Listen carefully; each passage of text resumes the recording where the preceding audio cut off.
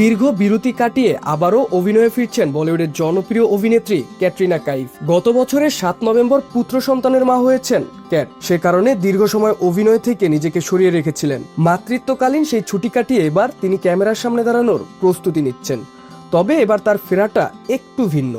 নিজেকে আর সিনেমায় সীমাবদ্ধ রাখছেন না এই অভিনেত্রী, নজর দিয়েছেন ওটিটি ও কন্টেন্টেও। প্রথমবার কোনো ওয়েব সিরিজ বা ডিজিটাল প্রকল্পে কাজ করার আগ্রহ প্রকাশ করেছেন ক্যাটরিনা।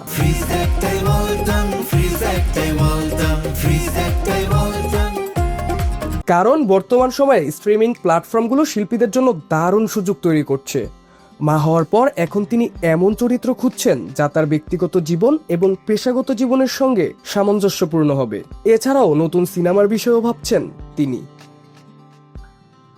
জানা গেছে ক্যাটরিনা নতুন নতুন গল্পের চিত্রনাট্য পড়া এবং বাছাই করা শুরু করেছেন। তিনি খুব ভেবেচিন্তে তার পরবর্তী প্রকল্পের সিদ্ধান্ত নেবেন। 2027 সালের শেষ দিকে তিনি তার নতুন সিনেমা বা অন্য কোনো প্রকল্পের শুটিং শুরু করতে পারেন। কোনো কাজেই তাড়াহুড়া করতে চান না এই অভিনেত্রী।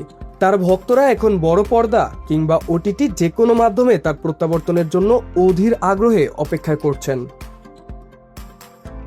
2024 সালে মুক্তি পায় ক্যাটরিনা কাইফ অভিনীত সর্বশেষ সিনেমা মেরি ক্রিসমাস। শ্রীরাম রাঘবন পরিচালিত এই সিনেমায় তার সঙ্গে ছিলেন দক্ষিণী তারকা বিজয় সেতুপতি। এরপর থেকে তিনি আলোচনা এবং গণমাধ্যম থেকে কিছুটা দূরে ছিলেন। ক্যাটরিনা ওয়েলকাম, জিন্দিগি না মিলেগি দোবারা এবং এক থা টাইগারের মতো ব্লকবাস্টার সিনেমার জন্য বিশেষভাবে পরিচিত।